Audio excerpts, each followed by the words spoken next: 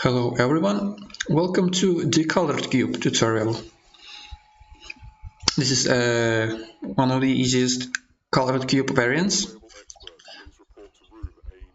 This is not a boss, don't worry. I only put these modules to make this calculation different. So there is this grid and you need to traverse it in some way. We need to start by calculating the starting position. So we need to multiply the number of solvable, which is 14 modules, by the starting moment time in minutes, plus 1. You know what, I don't know how it works in Zen, so I'm not going to risk it. I think it counts it as 2 minutes when it's Zen. Actually no, it counts it as number of modules times 2. So it will be 28 minutes, I think, but I'm not risking it. I'm just going to switch to normal mode, so bear with me. Alright, I'm back.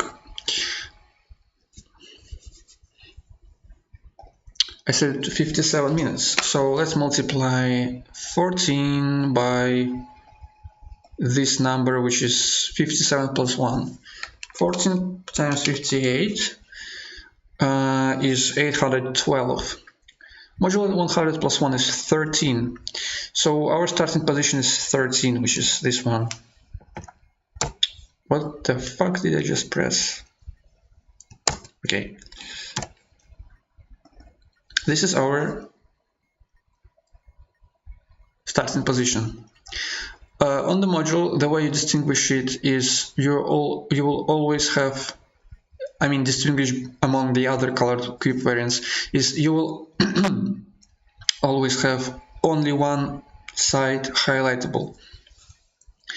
So the way you interact with the module is you go the way in the grid itself from the position you are on. You go the same way your highlight is at. So you go up. When you click that face, you go one step. Once you hit the cell with the same color, you hold that face and it turns clockwise. So now I turn clockwise and now I face right. So now I go forward until I meet magenta again, which in our case would just be going back to the same cell, wrapping around, so 10 times.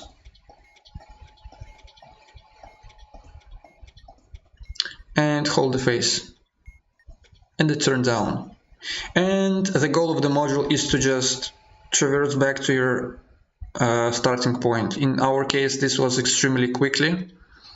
So let me boot up another example with a different number of modules. Okay, I'm back. I've put 8 modules, so let's do 8 times 58. Mod 100 plus 1 is 65. So 20, 30, 40, 80, 50, 65. We're here. And we face right. We need to go until white, so 3 times. Turn around. We're facing down. Well, would you look at that? We get another easy example. So we just go down. There are no more whites in this column. Turn left and get to our starting position. Sometimes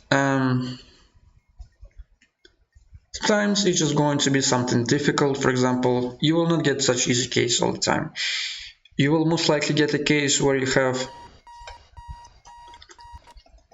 multiple of the same colors in the same column or row, which means you will not be able to go back to your square.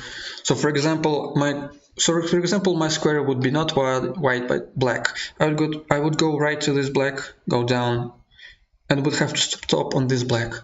And I would need to turn clockwise, so facing left, this black, clockwise facing up.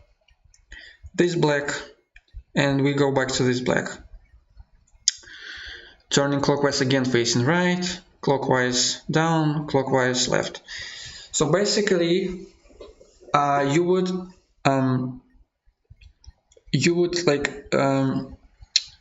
only be able to return to your initial path when you encounter a row or a column with only white square of that color present. So as you can see here, I was only able to go back to my initial path, which is this one, once I encounter this black in the column where there are no more blacks. I don't know if what I'm saying is necessarily true, but maybe there is more examples where you are able to go back to your new starting cell, like by sheer coincidence from a different row or from a different path.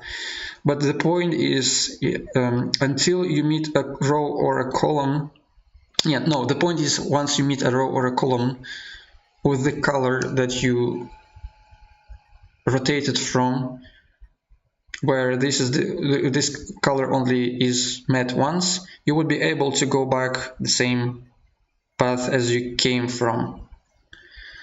It can take long, it can take short, as in our white example. So thank you for watching and have a nice day.